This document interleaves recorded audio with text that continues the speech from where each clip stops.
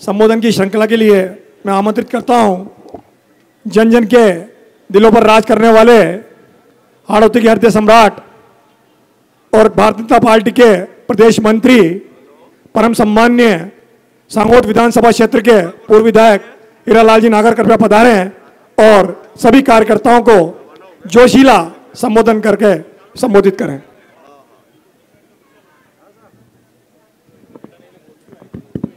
जो कार्यकर्ता इधर आए हैं उनसे मेरा आग्रह है, कृपया ये जो पीछे कुर्सियां हैं वो आपके लिए ही है, उन पर विराजें और ऊपर वाले का भी वरदान हो गया है कि तापमान कम हो गया है।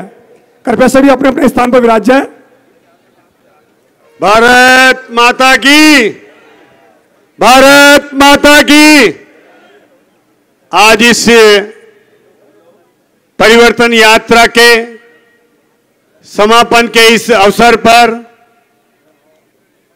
मंचासीन सभी सम्मानित अतिथि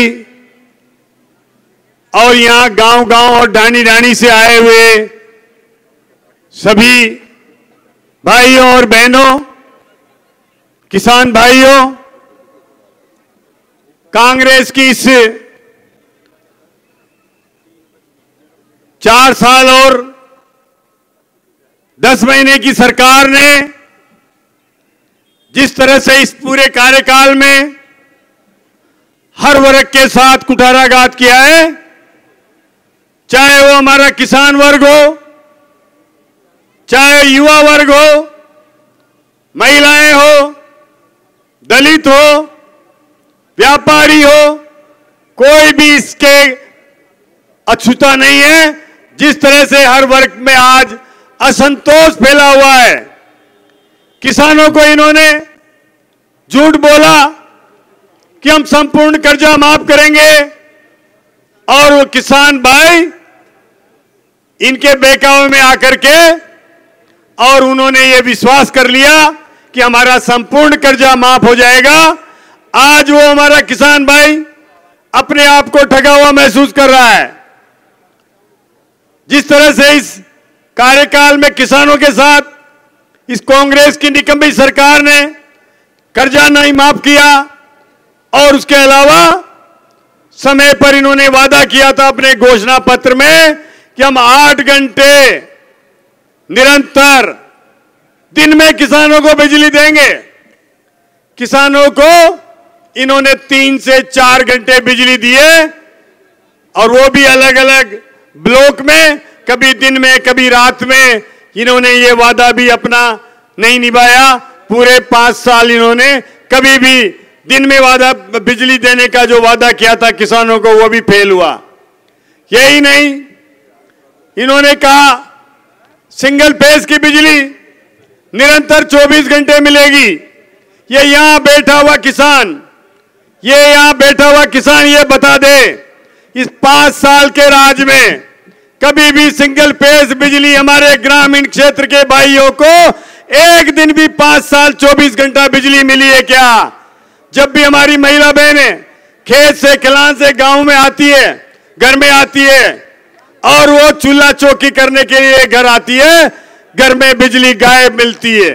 अंधेरे में न वो चूल्हा जला सकती, न वो कुछ काम कर सकती और उसको अंधेरे में ही मोबाइल के उजाले में खाना बनाने के लिए मजबूर होना पड़ता है।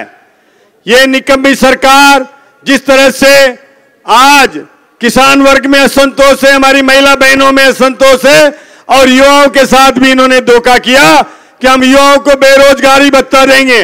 कोई बेरोजगारी भत्ता इन्होंने युवाओं को नहीं दिया। आज जिस तरह से इस सरकार के कार्यकाल में चाहे वो हमारा व्यापारी वर्ग हो, चाहे वो हमारा कोई भी बिजली का उपभोक्ता हो, इन्होंने बिजली के उपभोक्ताओं को जिस तरह से 11 बार 12 बार बिजली की दाम बढ़ा करके और इस बिजली के रेट को और फ्यूल चार्ज को इन्होंने दुगना कर दिया। पहले की सरकार के समय, हमारी सरकार के समय जो खर्चा बिजली का हमें आता था उससे दुगना चार्ज आज बिजली का आ रहा है। और ये ग्रामीण क्षेत्र को, आम जनता को ये कह रहे हैं कि हमने 100 यूनिट बिजली फ्री कर दी। अरे गांव में हम जाते हैं, महिलाएं कहती है मैं चाहे 100 यूनिट बिजली फ्री, मैं तो बिजली चाहिए और बिजली इनके पास है नहीं, ये देते नहीं।